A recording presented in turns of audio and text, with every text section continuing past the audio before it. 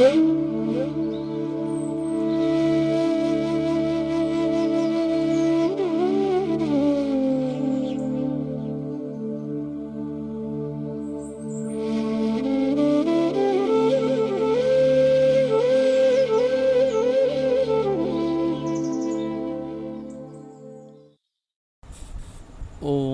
सहनाववतु सहनौ भुनक्तु सह वीर्यङ्करवावहै तेजस्विनावधीतमस्तु मा विद्विषावहै। ॐ शान्ति शान्ति शान्ति हरिः ओम। শ্রী শ্রী ঠাকুর, শ্রী শ্রী মা এবং স্বামীজি মহারাজের রাতুল চরণে ভুলুণ্ঠিত প্রণাম জানাই। প্রাণারাম বাংলা ইউটিউব চ্যানেলে সম্প্রচারিত সৎকথায় শুভচিন্তন এই ধারাবাহিক অনুধ্যানে আজকে শুরুতেই আমাদের প্রাণের দেবতা, হৃদয়ের দেবতা ভগবান শ্রীরামকৃষ্ণ পরমহংসদেবের সাথে সাথে কবিগুরু রবীন্দ্রনাথ ঠাকুরের শ্রীচরণে ভুলুণ্ঠিত প্রণাম জানাই। তার সঙ্গে প্রণাম জানাই শ্রী শ্রী শারদেশ্বরী আশ্রমের চতুর্থ অধ্যক্ষা মাতা বন্দনা পরিদেবীর চরণে। আজকে মাতা বন্দনা পরিদেবীর আবির্ভাব তিথি, জন্মদিন। ঠিক তেমনি কবিগুরু রবীন্দ্রনাথ ঠাকুরেরও আজকে সেই পুণ্য দিবস, যেটি 25শে বৈশাখ। আকাশে বাতাসে আজ কবিগুরুকে নিয়েই যেন স্মরণ, মনন, অনুধ্যান। তাই আমরাও সেখান থেকে ব্যত্যয় ঘটাচ্ছি না। আমরা শুধু আজকের এই রবীন্দ্র মনন আলোচনার বা অনুধ্যানের শুরুতেই দুটি গুরুত্বপূর্ণ ঘোষণার কথা জানিয়ে দিই যে যারা আপনারা আত্মবিকাশ এবং বিবেকানন্দ অনুধ্যান কেন্দ্রের সঙ্গে যুক্ত হতে চাইছেন, তারা দয়া করে আপনাদের নাম, ঠিকানা এবং প্যান কার্ড নাম্বারটি 9470357775 এই নাম্বারে হোয়াটসঅ্যাপ করবেন। উনি আমাদের কেন্দ্রের ট্রেজারার এবং আমার সহধর্মিনী। সুতরাং আপনারা দয়া করে তার সঙ্গে সহযোগিতা করবেন। ওকে একটু পাঠিয়ে দিলে আমরা হয়তো একটু বিলম্বে আছি, কিন্তু আপনাদের নির্দিষ্ট সময়ের মধ্যেই চেষ্টা করব রসিদটি পাঠিয়ে দেওয়ার। এই অনুধ্যান কেন্দ্র অত্যন্ত ছোট, মেয়েদের জন্য কাজ করা এবং কিছু গ্রাম্য স্কুলগুলোকে টেক আপ করার, তাদের মনোবিকাশের জন্য নানান রকম উপাদান আপনাদের কাছে আহ্বান করেছে, অনুরোধ করেছে। আপনারাও এগিয়ে আসছেন, আরও এগিয়ে আসুন এইটুকু অনুরোধ জানাই। আমাদের পাশে থাকুন, একটু বিশ্বাস করে সহযোগিতার হাতটুকু বাড়িয়ে দিলে আমরা ঠাকুর মা স্বামীজির আদর্শের কথা মাথায় রেখেই, সেই আদর্শের কথা চিন্তা করেই আমরা মানুষ তৈরি করার সামান্য চেষ্টায় ব্রতী হয়েছি। বৃহৎ কোনো কর্মকাণ্ড নয়, ছোট ছোট বিন্দু বিন্দু যে সাহায্য, সেটি আমাদের সিন্ধুতে পরিণত করবে, এই বিশ্বাস আমরা রাখি। দ্বিতীয়, আগামী 26শে জুলাই প্রাণারাম বাংলা ইউটিউব চ্যানেলের দ্বারা আয়োজিত ভক্ত সম্মেলন বেলুড় মঠের পুণ্যভূমিতে অনুষ্ঠিত হবে। আপনারা অবশ্যই পবিত্রবাবুর কাছ থেকে প্রবেশপত্রটি সংগ্রহ করে নিন। আপনাদের এইটুকু নিবেদন জানিয়ে আজকে আমরা কবিগুরুর কথা স্মরণ করব, বিশেষ করে কবিগুরু রবীন্দ্রনাথ ঠাকুরের ধর্ম দর্শনের কথা স্মরণ করব। আদি ব্রাহ্ম সমাজের সঙ্গে যুক্ত ছিলেন কবিগুরু রবীন্দ্রনাথ ঠাকুর। ব্যক্তি ঈশ্বর বিশ্বাস তার ছিল না, কিন্তু তিনি ছিলেন অরূপ ঈশ্বরের উপাসক। তিনি লিখেছেন, একটি গান যখনই ধরা যায় তখনই তার রূপ প্রকাশ হয় না, তার একটা অংশ সম্পূর্ণ হয়ে যখন সমে ফিরে আসে তখন সমস্তটা রাগিনী কী এবং তার অন্তরটা কোন দিকে গতি নেবে সে কথা চিন্তা করবার সময় আসে। কবিগুরু রবীন্দ্রনাথ ঠাকুর ভারতীয় ব্রাহ্ম সমাজের অন্যতম প্রতিনিধিত্ব হয়েছিলেন। তিনি উল্লেখ করেছিলেন যে প্রাণহীন অভ্যস্ত লোকাচারের জড় আবরণের মধ্যে হিন্দু সমাজ আচ্ছন্ন হয়েছিল। এটি একটি ঐতিহাসিক সত্য।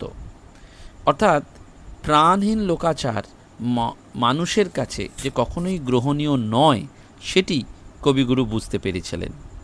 আমরা জানি বাইবেলে সেই কথা আছে, God said let there be light and there was light. সৃষ্টির সেই উষা লগ্নে ঈশ্বরের আশীর্বাদ হয়ে আলো পৃথিবীতে এসেছিল। চিরন্তন এই আলোর পিপাসাই কবিগুরুর কবিতায়, বিশেষত তার গানে বারবার প্রতিফলিত হয়েছে। নিজের সত্তায় তিনি আলোর স্পর্শ অনুভব করতেন, তাই অনায়াসেই তিনি বলতে পারতেন, আলো আমার আলো গো, আলো ভুবন ভরা। এবং সেই আলোর সুর কবির প্রাণে বেজে উঠত। কেন তিনি জানেন না, কিসের নেশায় আনমনা হয়ে যেতেন, আকাশ তার মন কেড়ে নিত, কিসের আনন্দে তিনি ভরে যেতেন তিনি তা নিজেও বুঝতে পারতেন না হয়তো, কিন্তু সেই সৌরভ যেটিকে তিনি সারা জীবন ধরে চেয়েছিলেন, সেটিকে তিনি সুন্দরভাবে রূপবিন্যাস দিয়েছিলেন। আলো যে আজ গান করে মোর প্রাণে গো, কে এলো মোর অঙ্গনে কে জানে গো। অর্থাৎ রবীন্দ্রনাথের জীবনে এই আলোর একটি ভূমিকা রয়েছে। যেমন ধর্মচিন্তার কথা রয়েছে, তেমনি আলোর কথা রয়েছে। রবীন্দ্রনাথ পৃথিবীর সেই বিরলতম কবিদের মধ্যে একজন, যিনি আলো এবং অন্ধকার দুয়েরই সৌন্দর্য দুচোখ ভরে দেখেছেন, এবং বিরহের আগুনেও তিনি আলো জ্বালিয়ে সেই আলো দেখে পথ চলার চেষ্টা করেছেন। কোথায় আলো, কোথায় ওড়ে আলো, বিরহ নলে জালোরে তারে জালো। আর এই রবীন্দ্রনাথ যেমন এই জীবন দর্শনটি আলো অন্ধকারের মধ্যে খুঁজে বেরিয়েছেন, তেমনি তার ধর্ম দর্শনের মধ্যেও তিনি ওই সংঘাত করেননি বৌদ্ধ, জৈন, শিখ, জরথ্রষ্টীয় বা অন্য কোনো ধর্মের সঙ্গে। তিনি ছিলেন সর্বাস্তিবাদী। সনাতন ভারতবর্ষের ধর্মবোধ বা ভারত ধর্মের প্রতি তার আস্থা ছিল। যে ভারত ধর্মের কথা স্বামী বিবেকানন্দ ঐতিহাসিক শিকাগো বক্তৃতায় উল্লেখ করেছিলেন ভিন্ন ব্যঞ্জনায়, সেই ভারতবর্ষের কথাই রবীন্দ্রনাথের লেখায় বারবার ফিরে এসেছে। যত মত তত পথের কথা আমরা ঠাকুরের কাছে শুনতে পাই, পরম ধর্ম সহিষ্ণুতার উপদেশের কথা শুনতে পাই, রবীন্দ্রনাথের লেখাতে সেটি বারবার প্রদীপ্ত হয়েছে। রবীন্দ্রনাথ লিখেছেন, ইতিহাসে দেখা গিয়েছে ভারতবর্ষ বারংবার নব নব ধর্মমতের প্রবল আঘাত সহ্য করেছে, কিন্তু চন্দনতরু যেমন আঘাত পেলে আপনার গন্ধকেই আরও অধিক করে প্রকাশ করে, তেমনি ভারতবর্ষও যখনই প্রবল আঘাত পেয়েছে তখনই আপনার সকলের চেয়ে সত্য সাধনাকেই, ব্রহ্ম সাধনাকেই নূতন করে উন্মুক্ত করে দিয়েছে।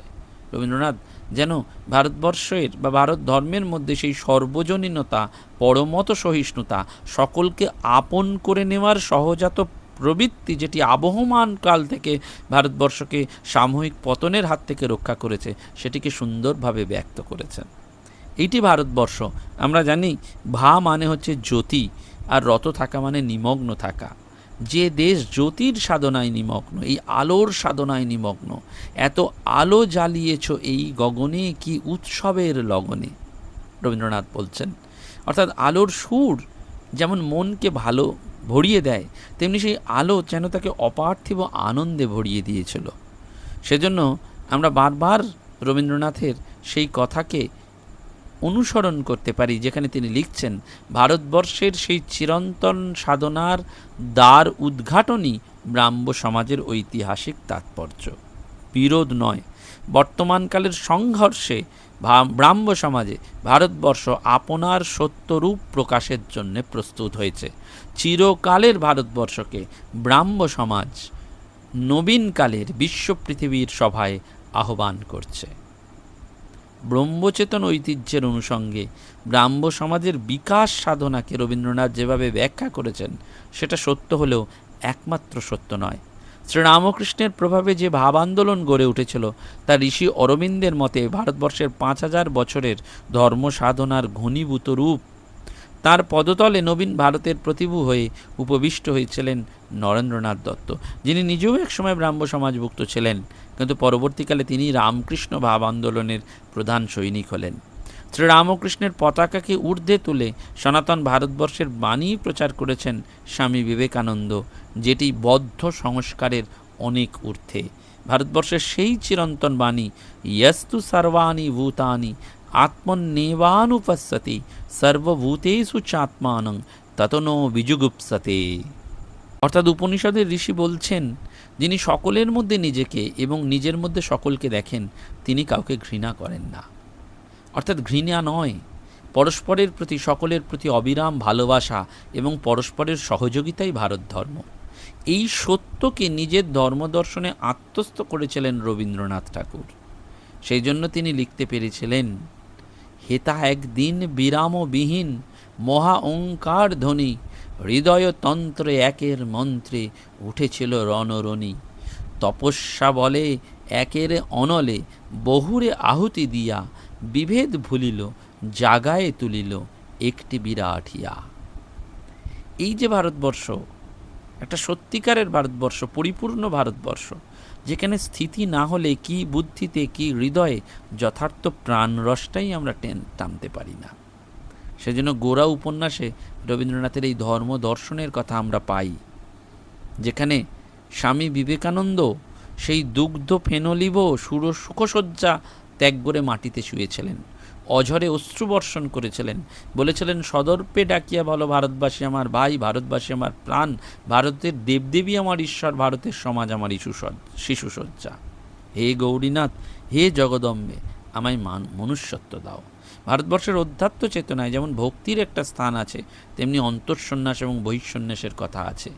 সংসার কারাগার থেকে মুক্তি হলো সেই সন্ন্যাসের মূল কথা। ভক্তি এবং মুক্তিকে একই দৃষ্টিভঙ্গিতে রবীন্দ্রনাথ দেখেননি। সেই জন্য তিনি বলেছেন, বৈরাগ্য সাধনে মুক্তি সে আমার নয়, মানবের মাঝে আমি বাঁচিবারে চাই।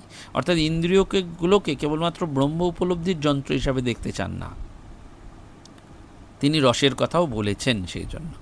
সেজন্য আমরা এই বাংলার দুই ঠাকুরকে বারবার স্মরণ করি, কবিগুরু রবীন্দ্রনাথ ঠাকুর এবং ভগবান শ্রীরামকৃষ্ণ পরমহংসদেব ঠাকুর। একজন যেন ভূমি থেকে ভূমায় উঠছেন, আর একজন ভূমা থেকে ভূমিতে নামছেন। এই জাংশন পয়েন্টে অপূর্ব তাদের যেন অনুভব, এবং এই অনুভবের মধ্যে দিয়েই আমাদের সেই দর্শনটি খুঁজে নিতে হয়। আমরা এই যে আত্মবিকাশ এবং বিবেকানন্দ অনুধ্যান কেন্দ্র, আপনারা শুনলে অবাক হয়ে যাবেন, এদের অনেক অনেক ট্যালেন্ট রয়েছে মেয়েদের, কিন্তু একটু সুযোগ পাচ্ছে না। তাদের হয়তো একটু কম্পিউটার প্রোগ্রামিং দরকার, তাদের একটু বিউটিশিয়ান কোর্স দরকার, প্যারামেডিক্যাল কোর্স দরকার, তাদের আমরা একটু স্মার্ট বোর্ড, একটু ল্যাপটপ, প্রজেক্টর, একটু প্রিন্টার, একটা স্মার্টফোনের এই যে আমাদের স্মার্টফোনের ট্রেনিংয়ের মধ্যে দিয়ে তাদের সাইবার সিকিউরিটি অ্যাওয়ারনেসের ট্রেনিং দরকার। কারণ তারা এই প্রজন্মের মেয়ে, তাদেরকে সাহায্য করা। এই সাহায্যটা কেন না, যদি আপনি সত্যি সত্যি সেই উপলব্ধি করেন, তাহলে একটা সামঞ্জস্য দেখতে পাবেন। আত্মার সামঞ্জস্যে অদ্বৈত, সমাজের সামঞ্জস্যে শিব, জগতের সামঞ্জস্যে শান্ত। এইটি কিন্তু ব্রহ্ম উপলব্ধি একটা সুষম সামঞ্জস্যের মধ্যে দিয়ে। সেই জন্যই শান্তম শিবম অদ্বৈতম। রবীন্দ্রনাথ সেই জন্য ভারতাত্মার উদ্বোধন যেমন করেছেন, উপনিষদ ব্রহ্মের অনুগমনও করেছেন। বেদান্তের ঋষিরা বলছেন, বেদাহমেতং পুরুষং মহান্তম আদিত্যবরণং তমসো পরস্তাৎ। অন্ধকারের পারে সেই আলোকময় মহান পুরুষকে আমি জেনেছি। যাঁরা তাকে জানেন তারাই শুধু অমর হন। এ কথার কথা নয়। মহর্ষি যাজ্ঞবল্ক্য যখন সেই মহান পুরুষকে জানার জন্য সমস্ত সম্পত্তি দুই পত্নীকে দিয়ে সংসার ত্যাগ করতে উদ্যত, তখন পত্নী মৈত্রী বলেছিলেন, জেনাহং নামৃতা স্বাং কিমহং তেন করিয়াম। যার দ্বারা আমি অমৃত হব না, তা নিয়ে কী করব। প্রাচীন ভারতবর্ষের সেই ভারতের শীর্ষক উপন্যাসে রবীন্দ্রনাথ সেইটি তুলেছেন। সেই একই বিরাজমান, যিনি জীবনের পরম গতি, পরম সম্পদ, পরম লোক, পরম আনন্দ, তাকে না জানলে জীবন বৃথা। ঠাকুর বললেন, মনুষ্য জীবনের উদ্দেশ্য হচ্ছে ঈশ্বর লাভ। রবীন্দ্রনাথ বিগ্রহধৃত ঈশ্বরের কথা বলেননি, কিন্তু সেই পরম পুরুষের কথা উল্লেখ করেছেন কবিতায় এবং গানে। জীবন মরণের সীমানা ছাড়ায় বন্ধু হে আমার রয়েছ নারায়, হেমর হৃদয়ের বিজন আকাশে। এই রবীন্দ্রনাথ লক্ষ্য করেছেন যে আমাদের অধিকাংশ পুজো আরাধনা সকাম সাধনা, কোনো কিছু প্রাপ্তির দিকে, কিন্তু ঈশ্বরের কাছে কিছু যদি চাওয়ার থাকে, তাহলে সেই আরাধনা পর্যবসিত হয় সংস্কারে, যা শেষ পর্যন্ত আমাদের ঠেলে দেয় অন্ধকারের দিকে। সেজন্য রবীন্দ্রনাথের উপলব্ধি, মানুষের দেবতা মানুষের মনের মানুষ।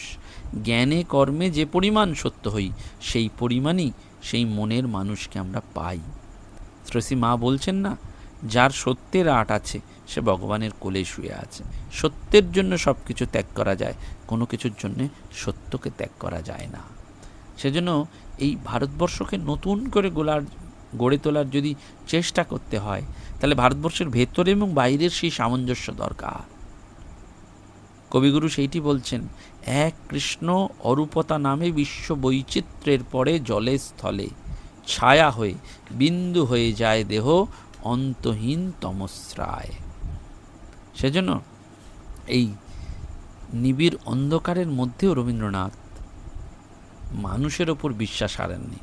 তিনি বিশ্বাস করেন মানুষের মধ্যে যে পশু আছে তাকে একদিন হার মানতেই হবে। অন্ধকার একদিন শেষ হয়ে যাবে, নতুন দিনের আলো আসবে। সেই আলোয় ভরা আকাশের নিচে মা বসুন্ধরা তার নবজাতক শিশুকে কোলে নিয়ে দেখা দেবেন। সেই শিশুই মানুষকে অন্ধকার থেকে আবার আলোয় ফিরিয়ে নিয়ে যাবে। আকাশ বাতাস তার জয়ধ্বনিতে মুখর হয়ে উঠবে। সেজন্য রবীন্দ্রনাথ তার দিন রাত্রির প্রবন্ধে বলছেন, অন্ধকার না থাকলে আলোর কাছে আমরা বন্দী হয়ে থাকতাম। রাতই আমাদের প্রতিদিনের জীবনের গ্লানি থেকে মুক্তি দেয়, সেই প্রভুর সঙ্গে মিলন করিয়ে দেয় আমাদের। দিন আমাদিগকে যাহা দেয়, রাত্রি শুধুমাত্র যে তাহা অপহরণ করে তাহা নয়, অন্ধকার যে তা কেবলমাত্র অভাব ও শূন্যতা আনয়ন করে তাহা নয়, তাহারও দিবার জিনিস আছে এবং যাহা দেয় তাহা মহামূল্য। সেজন্য দিনের আলোতে যিনি পাননি যা, হয়তো অন্ধকারেও তা পাবেন, এই তার আশা। অর্থাৎ রবীন্দ্রনাথের যে অন্ধকার, সেই অন্ধকার মানুষের সৃষ্ট ভয়ঙ্কর অন্ধকার, কিন্তু সেই অন্ধকারের পাড়ে যাওয়ার কথা আমাদের বারবার বলা হয়েছে। আমরা জানি এই মানুষকে ঘৃণা করার মতন পাপ নেই। পূজ্যপাদ লোকেশ্বরানন্দজি মহারাজ বলতেন, ধর্ম একটা কমিটমেন্ট, অঙ্গীকার, একটা আদর্শকে সামনে রেখে একটা আদর্শ স্বরূপ হওয়া। ধর্ম মানুষকে গড়ে, তার রূপান্তর ঘটায়। ধর্ম একটা বিজ্ঞান, অন্তর্জগতের বিজ্ঞান। মানুষের চরিত্রের ক্ষুদ্রতা তুচ্ছতা দেখলে পূজ্যপাদ স্বামী লোকেশ্বরানন্দজি মহারাজ দু চারটে কথা বলে তার মনটিকে এত উচ্চ সুরে বেঁধে দিতেন যে তার মন থেকে সংকীর্ণ ভাব আপনা আপনি চলে যেত। একদিন এক ভদ্রলোক দুঃখে মুহ্যমান হয়ে মহারাজের কাছে এসে বলছেন, বাড়িতে এত অশান্তি চলছে, এত খারাপ ব্যবহার করছে যে 3 দিন জব পর্যন্ত করতে পারছি না। তখন শুনেই পূজ্যপাদ লোকেশ্বরানন্দজি মহারাজ বলেছিলেন, শুনুন, যার ভেতরে দুঃখ আছে, জ্বালা আছে, সে অন্যকে দুঃখ দেয়, কিন্তু আপনার ভেতরে তো স্নেহ আছে, সহানুভূতি আছে, আনন্দ আছে, আপনি সবাইকে তাই দিন। এই জীবনটা একটা বড় শিল্প। মহারাজ বলতেন, এই আদর্শকে জীবনে বরণ করে নিলে সেটাকে তিল তিল করে রূপায়ণ করার চেষ্টা করতে হয়। এইটি কিন্তু একটা বড় শিক্ষণীয়। সেজন্য কথার দ্বারা, কথার জাদুতে, কথার শক্তিতে জীবনের চরম লক্ষ্যে পৌঁছানোর মতন যে শিল্প রয়েছে, সেটি আমরা সাধারণ মানুষ বুঝতে পারি না।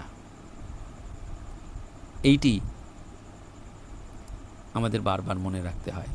একদিন এক অধ্যাপিকা সমাজের দুরবস্থার কথা বলে দুঃখ করেছিলেন লোকেশ্বরানন্দজি মহারাজের কাছে, যে চারিদিকে একটাও ভালো মানুষ আজ আর চোখে পড়ে না মহারাজ। মহারাজ যতই তাকে নিবৃত্ত করার চেষ্টা করেন, তিনি ততই উত্তেজিত হয়ে তার নিজের সিদ্ধান্ত বলতে থাকেন। শেষে মহারাজ বলেছিলেন, তোমার দুর্ভাগ্য যে তোমার চারপাশে দেবতার মতন যেসব মানুষ আছেন, তুমি তাদের দেখতে পাও না। আমাদের সত্যিই তাই। শাস্ত্রে এই পথ রয়েছে। মহাপুরুষরা সেই আলোর কথা বলছেন। বাইবেলে যে বলা হলো, let there be light and there was light. এই আলো আমরা সবসময় সবাই বলি সমাজটার কিছু হলো না, হবে না। কজন পারি এই তরুণ তরুণীদের জন্যে কাজ করতে? আমরা একটু চেষ্টা করে দেখি না তাদের পাশে দাঁড়াতে?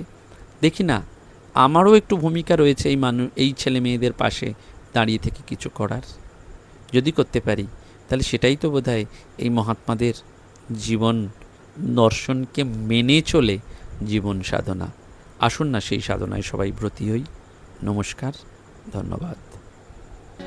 প্রাণারাম প্রাণারাম প্রাণারাম প্রাণারাম প্রাণারাম প্রাণারাম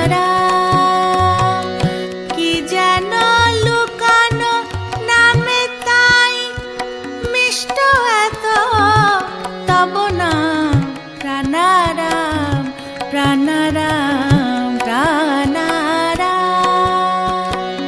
প্রাণারাম প্রাণারাম